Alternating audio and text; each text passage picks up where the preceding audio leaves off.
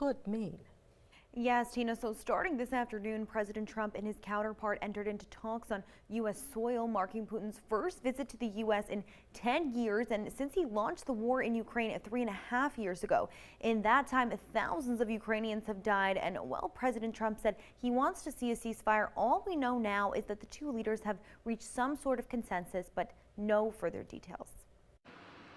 President Trump and Russian President Putin meeting in Anchorage, Alaska Friday afternoon for a summit that was anticipated to last late into the evening. However, after just a couple of hours, both leaders emerged to say only that their negotiations went well. There were many points that we agreed on, most of them I would say, a couple of big ones that we haven't quite gotten there, but we've made some headway. The president saying earlier in the day that he would not negotiate on behalf of the Ukrainians. Ukrainian President Volodymyr Zelensky notably absent from the summit. I'll, of course, call up President Zelensky and tell him about today's meeting. It's ultimately up to them. Experts like retired senior foreign service officer with the U.S. State Department, Lawrence Silverman, echoing that sentiment. The best job that President Trump can do is really pressing Mr. Putin to say, this is the time, now, end it. And by the way, if you don't end it, there is the prospect of much harder sanctions. As a result of this,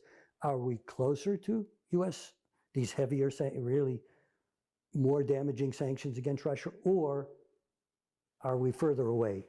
Did Mr. Trump take them off the table or move them back a little bit or not? And Congress is going to want to know that as well, and I think the American people will want to know that. Though it's unclear at this point whether the two leaders have reached a deal on the war, Silverman emphasizing the importance of President Trump staying on track. The president should not be swayed by Mr. Putin talking about things other than what should be the central issue, and the one by which I think a summit, the success or failure of a summit would be judged.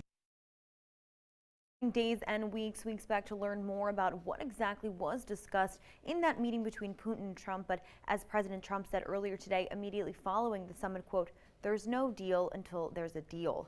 Christine Quayle at WSAV News 3 on your side.